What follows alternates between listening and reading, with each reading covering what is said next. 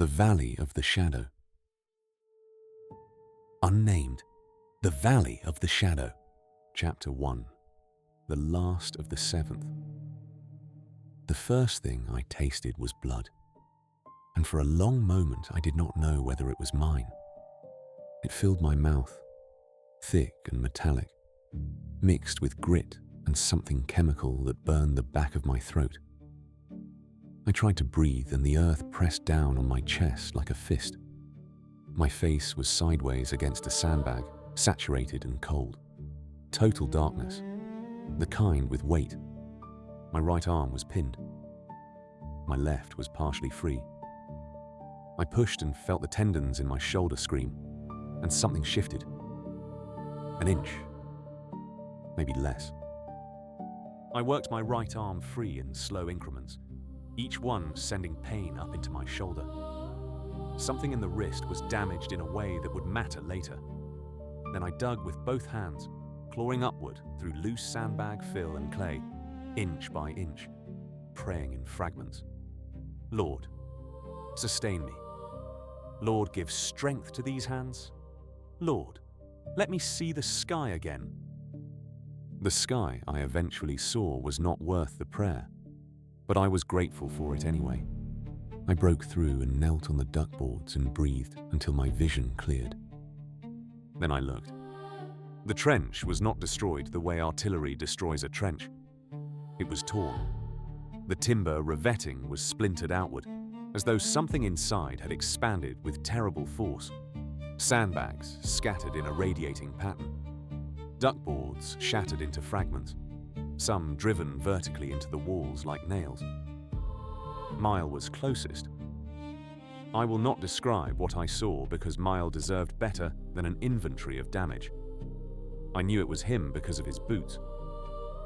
He double-laced them in a crossover pattern none of us used, and he had explained the technique to me 3 times, and I had never bothered to learn it, and I regretted that now with a sharpness that felt like a blade between my ribs. 5 bodies in the section I could see. Mile, Taris, Donnell. 2 brothers from Ghent who had joined 4 days ago, and whose family name I never learned. 5 out of 12. The rest were buried or scattered or dragged away by the things that feed in these trenches after the killing is done. I had counted loss before. Not here. Years ago, in a valley that smelled of pine resin and cold stone, I had counted what came back from a hunt and felt the particular weight of the number that didn't. I stood. My legs held, which surprised me. Left knee loose and unstable. Wrist throbbing. A scalp wound bleeding freely down the right side of my face. I checked my equipment. Rifle gone. Sidearm still holstered. I drew it. Loaded. 2 spare magazines. 24 rounds. Knife on my hip. Pack gone. Water gone. The prayer book in my breast pocket was still there, its leather cover damp with blood. I knelt beside Mile and placed my hand on what I could reach of him. Into thy hands, O Lord, I commend the spirit of thy servant Mile. Grant him peace. Grant him rest. Grant him the dawn that does not end. I said the same for each of them. For the brothers from Ghent I said, thy servants, and trusted that God knew the names I did not. Then I looked down the trench in both directions. East toward our lines, collapsed and impassable. West toward no man's land, damaged but navigable. The pattern of destruction made the creature's direction clear. Everything torn along the line of its passage, like grass flattened by a single violent wind. I knew what it was. The field manuals called them Bellua lupus, warwolves, fused from the twisted remnants of men and beasts by the power that poured through the breach, shaped by the heretic legion's warshapers into something neither animal nor human, but worse than both. The manuals described them as large, quadrupedal combat organisms with enhanced sensory capability and extreme close-quarters lethality. The manuals had a gift for making the horrifying sound administrative. They did not mention that one could destroy an entire pilgrim company in the time it takes to recite a psalm. I tightened my belt, shifted the sidearm into my right hand, and started walking west. Behind me, the dead of the 7th Penitent Company lay in the mud. Ahead, the trench curved into ground I could not see past. The sky was the color of something that had given up. I walked. Chapter 2. The shape in the wire. The communication trench ran west for 200 meters before it connected to the forward sap. I moved through it with my sidearm raised, stopping every 10 paces to listen. The silence held. No artillery, no wire song, just my boots in the mud and the slow drip of water from the walls.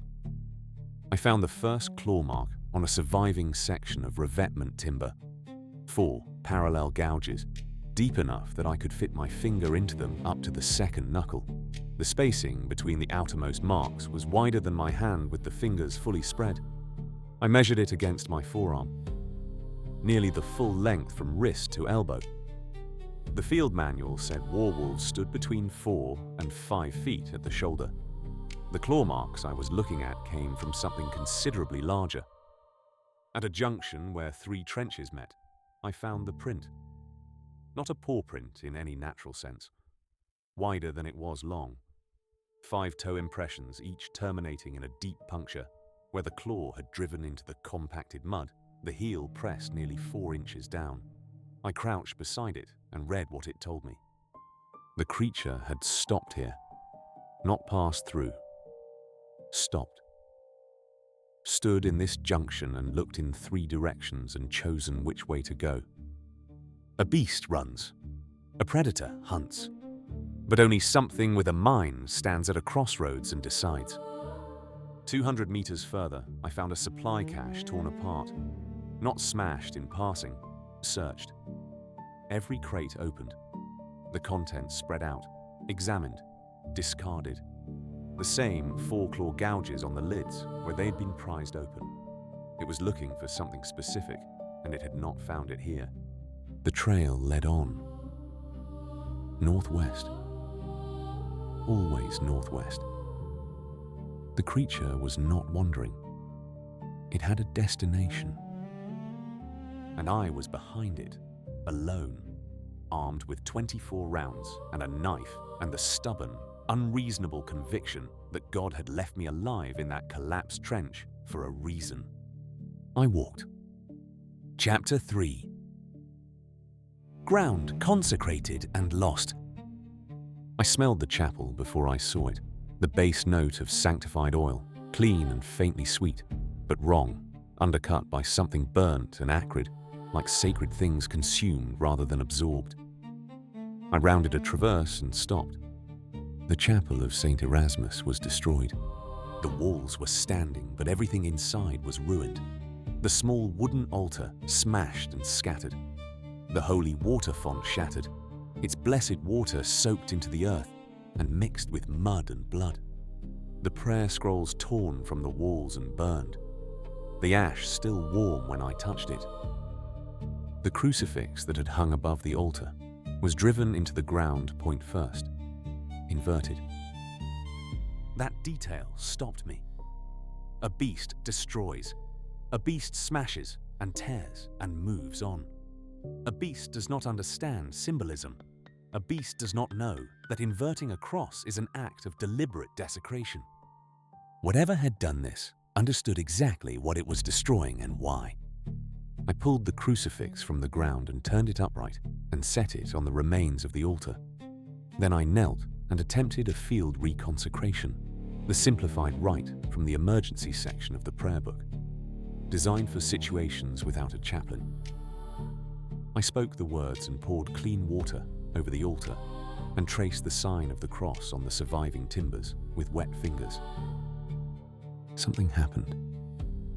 Not much. The faintest warmth in the wood under my fingers. A sense of the air thinning slightly, as though a window had been opened. It would not hold against anything strong. But it was something. I stood and thought about what I had seen. The consecration broken. Every creature previously held at bay by this position free to pass. One destroyed chapel did not just remove a place of worship, it opened a corridor. I thought about the werewolf's direction, northwest. I thought about what lay along that axis. 4 consecrated positions between the forward trenches and the rear area. 4 spiritual barriers. If all 4 fell, the corridor would be open. The field hospitals, the ammunition stores, the command bunkers. Everything the church militant assumed was protected.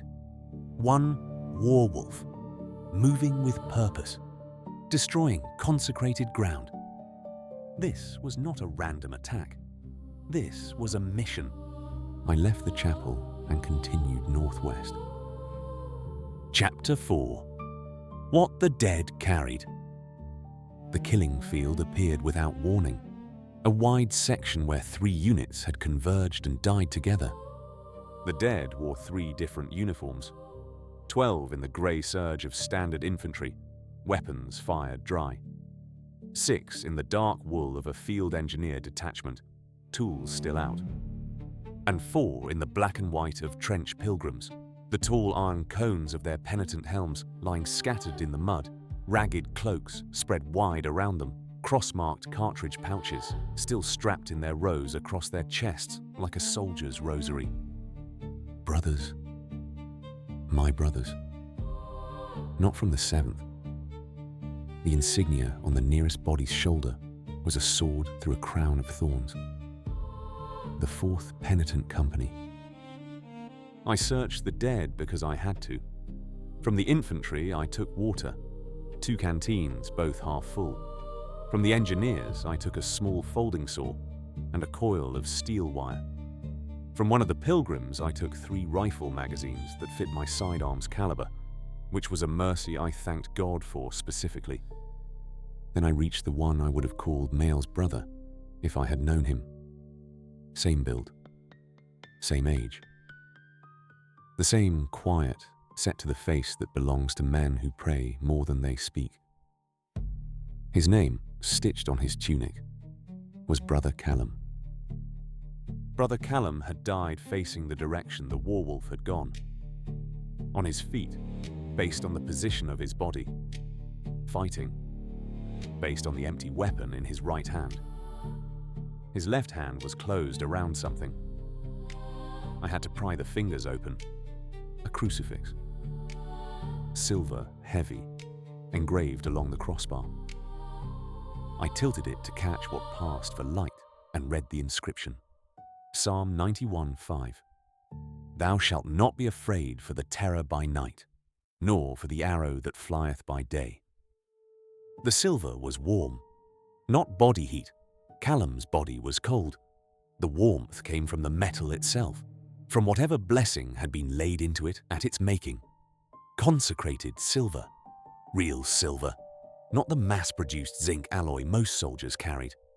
Someone had made this for Brother Callum specifically, and he had held it as he died. I closed my hand around it and felt the warmth pulse against my palm. I searched the rest of Callum's body and found what I had not expected. A journal, small, leather-bound, tucked into his inside pocket. The pages were damp but legible, written in a cramped, precise hand. I opened it and began reading. Brother Callum had been tracking the werewolf, not for days, for weeks. Every sighting, every trail sign, every destroyed position, mapped and documented with a thoroughness that bordered on obsession. And he had seen what I was only beginning to understand 9 days ago. This creature is not hunting soldiers, it is hunting ground. Every position it destroys is consecrated. Every route it takes connects one sacred site to the next. It is clearing a corridor. Someone is directing it. This is not a beast loose in the wire. This is a siege operation conducted by a single asset. 3 days ago, engaged the creature at close range. Conventional rounds ineffective. Struck it 14 times with standard ball ammunition. No penetration. The rounds impacted and flattened against its hide like they had hit armor plate. It is not natural armor. It is something else. Needs silver. Need blessed ordnance. Needs something that carries the weight of real faith, not factory. Blessed. The final entry, 2 days ago. Moving to intercept at the chapel of St. Erasmus. If I cannot stop it there, the next consecrated position is the chapel of St. Cyril, 4 kilometers northwest. After that, only the Field Cathedral remains. Not enough. God provide. God had not provided.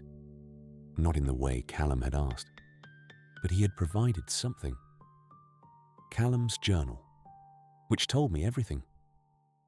And the crucifix, warm in my hand. Consecrated silver. The kind Callum had known was needed and had not had enough of. I wrapped it in dry bandage and put it in my breast pocket next to my prayer book. I said the words over Brother Callum and all the dead. Then I stood and looked northwest and started walking again. Chapter 5. The Wolf's Road. I spread Callum's journal open on a section of fire step and studied his map.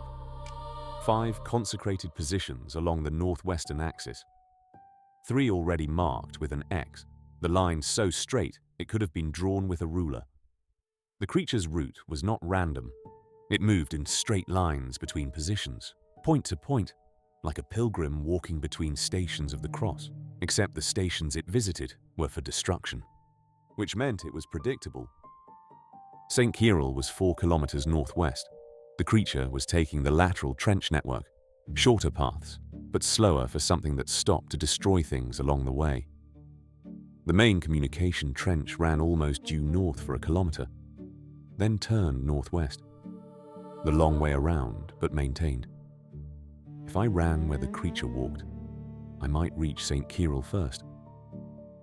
I closed the journal. I checked my weapon. I drank half a canteen and forced down a handful of ration crackers my stomach didn't want. Then I took the main communication trench north, and I moved fast. I ran the ground-eating jog the seminary militant had drilled into us during training. My knee protested. My wrist throbbed. I said the marching prayer to the rhythm of my feet. Lord of hosts, direct my path. Lord of hosts, sustain my strength. Lord of hosts, deliver me to the place where I am needed. The place where I was needed was 4 kilometers away, and something that wanted to destroy it was closer than I was. I ran harder. Chapter 6. First Blood. I reached the chapel of St. Cyril with less than an hour of grey light remaining. The chapel was intact. I stood in the entrance and felt the warmth of consecrated ground rise through my boots, and I nearly wept. The oil was in the timber. The prayer scrolls were on the walls. The holy water font was full and still. The small iron crucifix above the altar hung straight and true. It had not been here yet. I had maybe 2 hours. I used the first 30 minutes to reconnoiter the approaches, then set 2 tripwires across the lateral trench at knee height using the steel wire from the engineers. They would not stop the creature. But they would alert me and might buy a fraction of a second. A fraction of a second might be everything. I positioned myself on the fire step at the south end of the chapel, sidearm loaded, clear line of sight down the lateral for 30 meters. I loaded a fresh magazine and waited. The light faded. The bruised sky darkened. And from the southeast, carried on air that tasted of sulfur, came the howl. Not a howl the way a wolf howls. This was a sound designed to be heard by everything. It rose from a register so low, I felt it in my teeth and climbed through frequencies that made the standing water in the trench vibrate.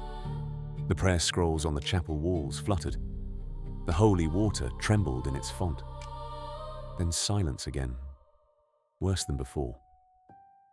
The silence of something that had announced itself and was now moving.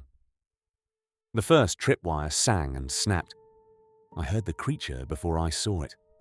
Something heavy moving through a narrow space, claws scraping timber, earth falling from the walls as massive shoulders brushed against them. Then it came around the corner. The field manual was wrong about everything that mattered. The thing that filled the trench in front of me crouched low in a predator's stance, weight forward onto its forelimbs, and even hunched like that, its shoulders would have cleared 6 feet. The body was covered in fur, dense and matted, blue-black, where it wasn't caked with dried blood. And it was caked with blood everywhere. But you did not see the fur first. You saw the iron. Plates of rusted metal, each one as wide as a door panel and thick as a man's thumb, bolted directly into the flesh. Not strapped on, driven in. Iron rivets punched through fur and skin into the meat beneath, fastening them to the living body. They covered the shoulders, the forearms, the chest. Each plate was marked with symbols carved deep into the rusted surface. Not heraldry. Something older and more deliberate. The kind of script that appears in the church's catalogues of forbidden things. The face was hidden. Where a muzzle should have been, there was iron. A great horizontal plate jutting forward from where the skull met the jaw, broad and flat and bolted to the bone, like a snout guard extended to cover everything a face might have revealed. Tubes and cables of dark rubber ran from it along the jaw and connected to the chest armor. Behind the iron, in the shadow where the plate met the fur, eyes were just visible. They were not animal eyes. They were aware, calculating. They looked at me the way a general looks at a map. It saw me, and it stopped. It did not charge. It did not snarl. It stood at the end of the trench with its weight settled low, and those eyes fixed on me through the gap beneath the iron plate, and I had the distinct and nauseating impression that it was in no hurry, that I was not a threat worth rushing. I fired. The first 3 rounds hit it in the chest. I saw the impacts. The rounds struck the iron plates, flattened, and fell. The creature did not flinch.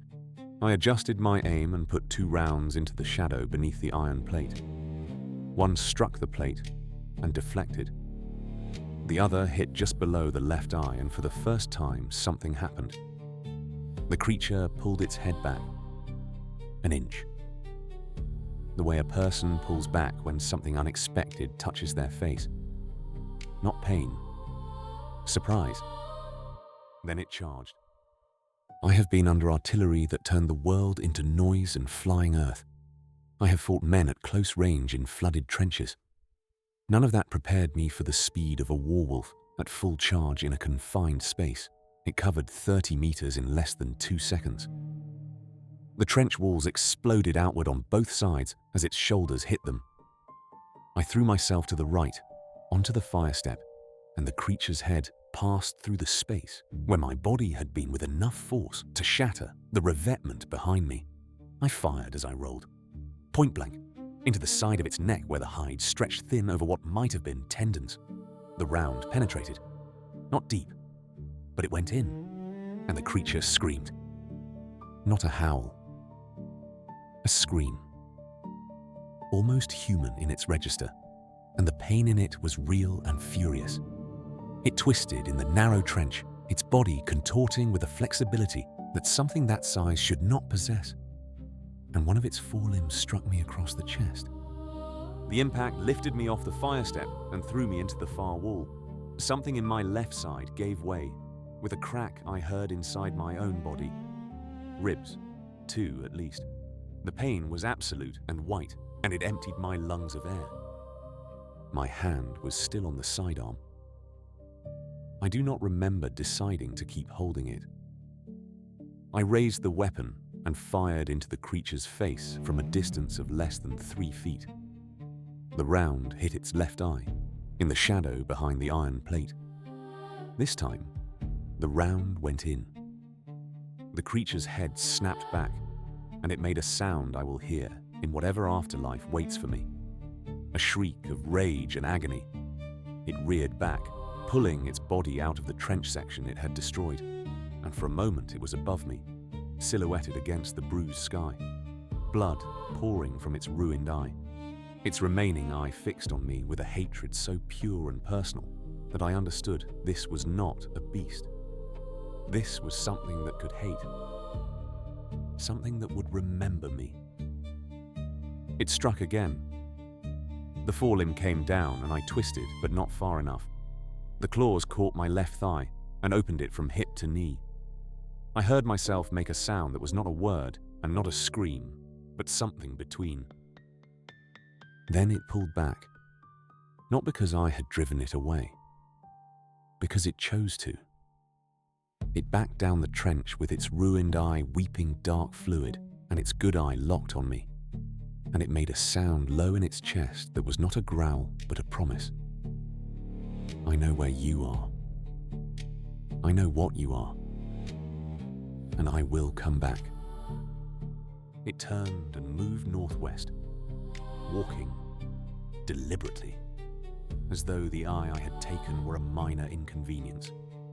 Conventional rounds were useless. Callum was right. The only wounds that mattered were the two that reached soft tissue through gaps in whatever unholy armor its body provided. The eye. The stretched skin of the neck. I reached into my breast pocket and felt the warmth of Brother Callum's crucifix against my fingers. "Forgive me, Brother Callum," I said. "I know what I need to do with this." I pressed my hand against the wound on my thigh and began the work of not dying. Chapter 7. The Crucible. It took me 20 minutes to stop the bleeding. The wound was deep but clean, the edges coming together well enough when I bound them tight with strips of bandage. The broken ribs I could do nothing about except breathe shallowly and accept the knife of pain with every movement. The ruins of a field supply depot lay 200 meters north of the chapel. I had noted the blacksmith's forge chimney on my approach without thinking. Now I was thinking about it very carefully. The forge was crude but functional. A stone hearth, a steel chimney, a hand-operated bellows of cracked leather that I patched with strips from my tunic. Coal in a metal bin, enough for an hour of work. I laid out what I had. Brother Callum's silver crucifix, my knife, the folding saw, a rifle cartridge with a bullet I could extract and replace. A standard rifle bullet weighs approximately 9 grams. If I could melt the silver and cast it into a projectile that fit the casing, I would have a single round of consecrated silver. One shot. Blessed metal carrying the prayers of a dead man, forged by the hands of a living one. The theology was harder than the mathematics. The crucifix was a sacred object. To melt it down was to unmake a thing made for God's service. But what is a crucifix? It is metal shaped into a symbol. The symbol matters because of what it points toward, not because of the metal itself. The silver would carry the same blessing in its new form. The prayers embedded in it would not disappear because the shape changed. They would be concentrated, focused, directed. I was not destroying a holy object. I was forging a holy weapon. "Lord, accept this offering," I said over the crucifix. What was made for devotion, let it serve for deliverance. What carried a dead man's faith, let it carry a living man's purpose. Bless this metal in its new form as it was blessed in its old, and guide it true. I lit the forge and worked the bellows with my good hand, while my broken ribs sent bright bolts of pain through my chest with every compression. The heat built. After 30 minutes, the silver began to soften. The arms of the cross sagged first, then the whole thing collapsed into a pool of bright liquid metal, glowing with a light that was not just heat. The prayers were still in it. I could see them. I found a stone with a natural depression and poured the silver in. It flowed like liquid light. When it cooled enough to touch, I worked it with the knife and saw until it took shape. Rough, heavy, tapered at one end, flat at the base. I pressed it into the brass casing and crimped the edges.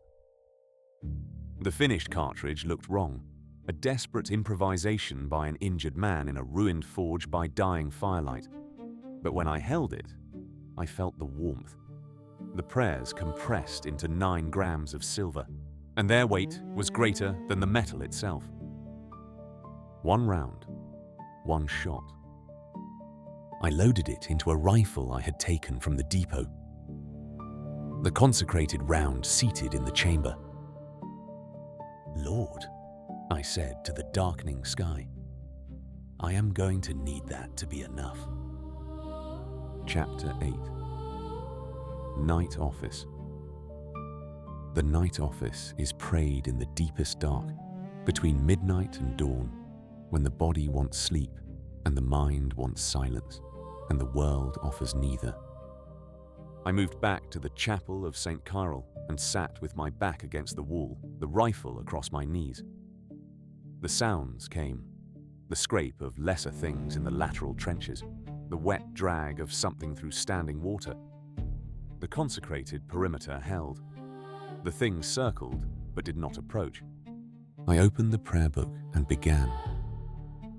"O Lord, open my lips, and my mouth shall proclaim your praise. Out of the depths I cry to you, Lord. Lord, hear my voice. Let your ears be attentive to my cry for mercy." Psalm 130. The psalm of those who wait, who speak into silence and trust that silence is not empty. I thought about Mile, not his death, his life. The way he laughed. Rare and sudden, always surprising him as much as anyone else. I thought about Callum, whom I had never met alive. The man who had seen the pattern and followed it alone because there was nobody else, who died holding a crucifix that was now a bullet on my knee. Their faith was in the silver. Their devotion was in the metal. And tomorrow, if God permitted, their sacrifice would fly at 900 meters per second into the eye of something that should never have been made. Before the war, when I was still young enough for it to matter, my uncle had taken me hunting in the hill country. Real hunting. We tethered a lamb in a clearing as bait. He explained it without apology, that this was how it was done, that the lamb served a purpose, that God made wolves, and God made men, and God gave men the task of keeping the one away from the other. We waited in the tree line until dark. The wolf came. A grey shape at the edge of the clearing, low and careful, reading the air. My uncle put his hand on my shoulder, and I had the shot. Clean. 40 yards. The wolf standing still. And I froze. I don't know why. Some failure of nerve I have never been able to name. I lowered the rifle. The wolf spooked and was gone. The lamb was unharmed. My uncle said nothing. He never mentioned it again. But I knew what I had been given and what I had failed to do with it, and that knowledge sat in me like a stone for years. I joined the seminary militant because I had been in a tree line before, and I had flinched, and I had sworn I would not flinch again when the wolf came back. I wait for the Lord more than watchmen wait for the morning. I did not sleep. Sleep was not the point. The point was to be present, to hold the line between night and morning with nothing but words and will. I waited. Chapter 9. The Valley of the Shadow. Dawn came the way dawn always comes on the Salient. Not with light, with a lessening of darkness. The sky shifted from black to the color of wet ash, and the world reassembled itself one ugly detail at a time. I stood. The pain came with me. Ribs, thigh, wrist, scalp. I ignored all of it. I checked the rifle. The consecrated round was in the chamber. 1 magazine of standard rounds in the well, 14 shots that would not penetrate the creature's armor but might buy me seconds. I moved to my position south of the chapel, where the lateral trench met the wider communication line, clear sightline of 30 meters. Behind me, the chapel of St. Kirill stood consecrated and warm, the last barrier between the Warwolf and the Field Cathedral. I waited. The creature announced itself the same way it had the night before. The howl, rising from that subterranean register through frequencies that made the standing water vibrate. But different this time.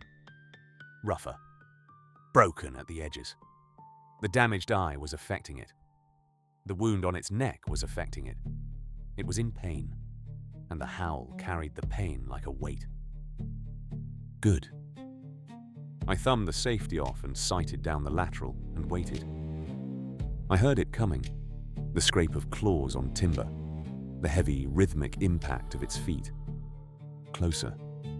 The smell hit me, sulfur and blood and breach taint so strong my vision swam. I breathed through it and held my aim. It came around the corner, bigger than I remembered. The ruined socket on the left side of its face, behind the iron plate, was a crater of dark, clotted fluid, the flesh around it swollen and discolored.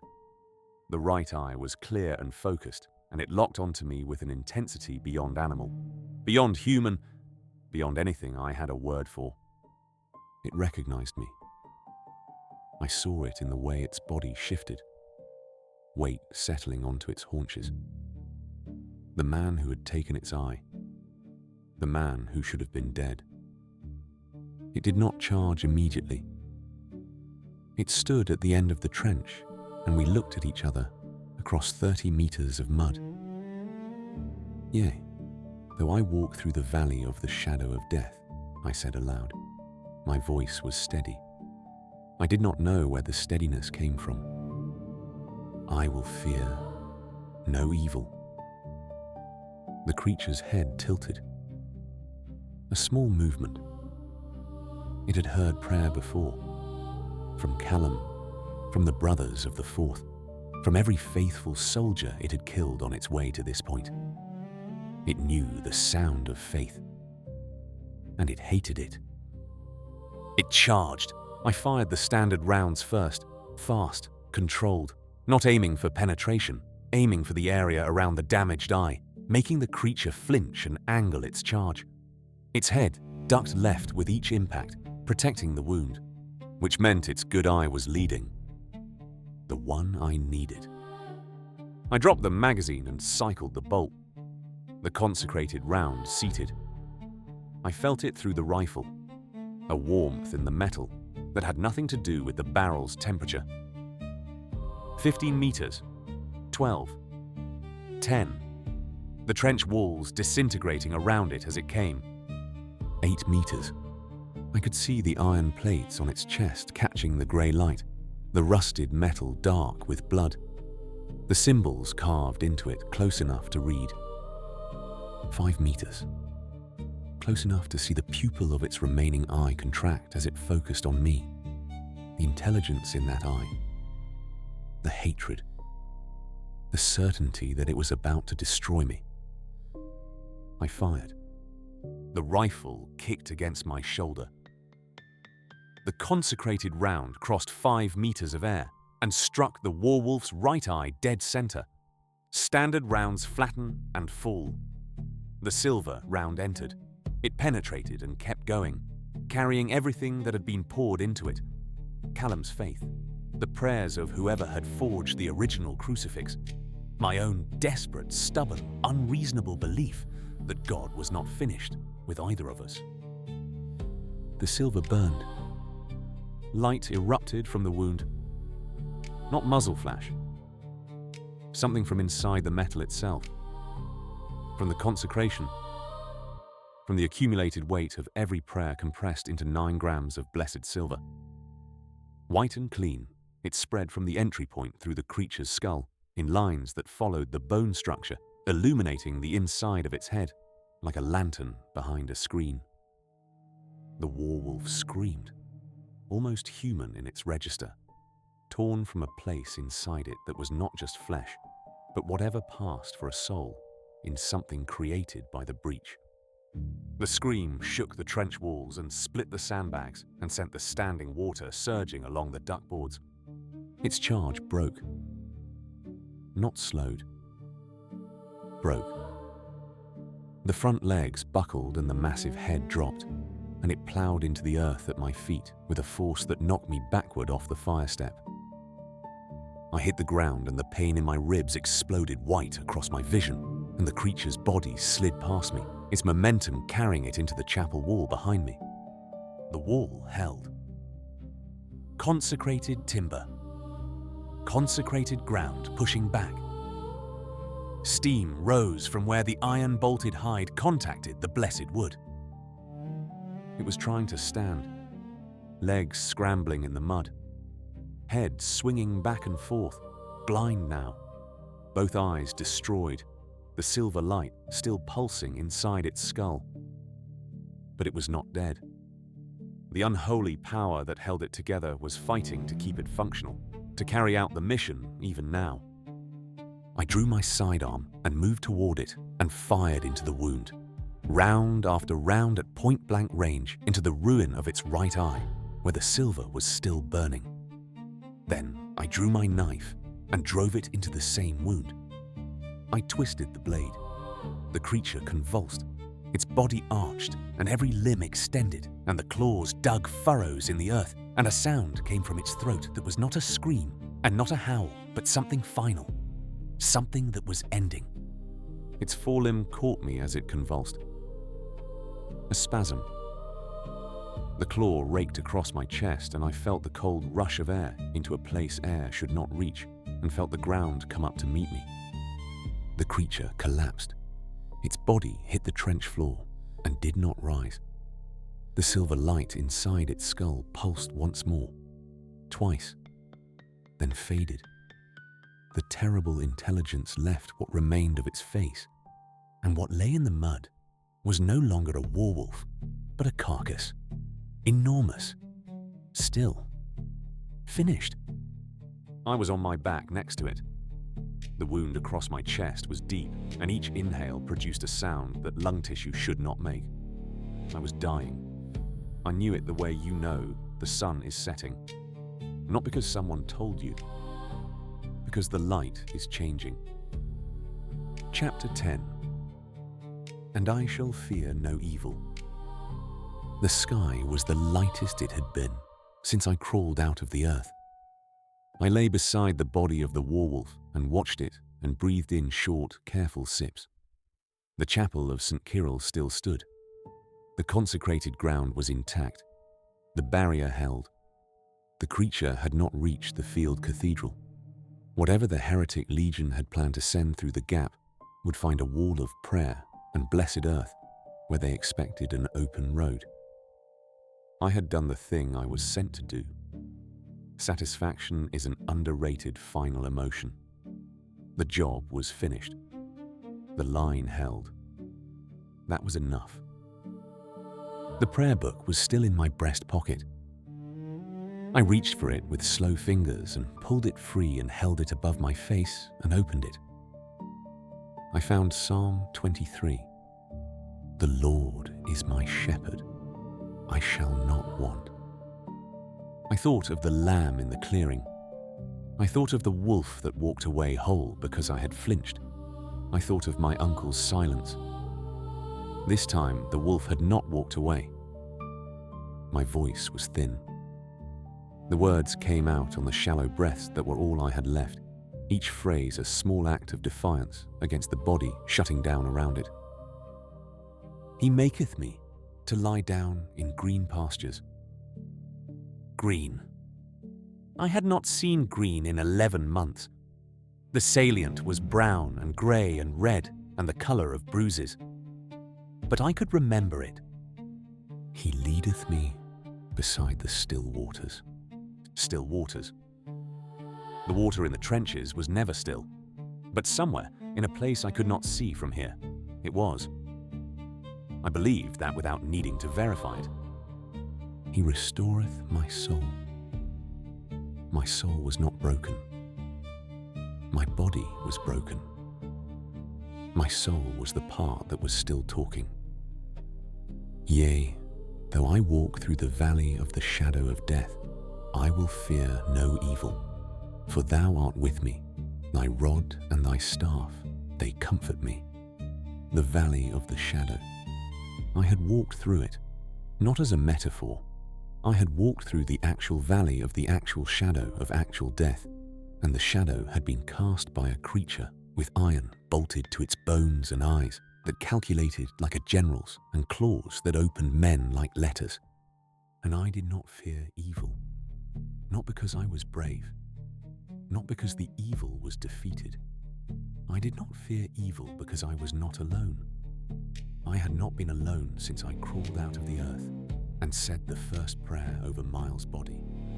God had been there, in the words, in the consecrated ground, in the warmth of the silver crucifix, in the steady, unspectacular, entirely sufficient presence I had felt, not as warmth or light or a voice, but as the ground beneath my boots. The ground was still there.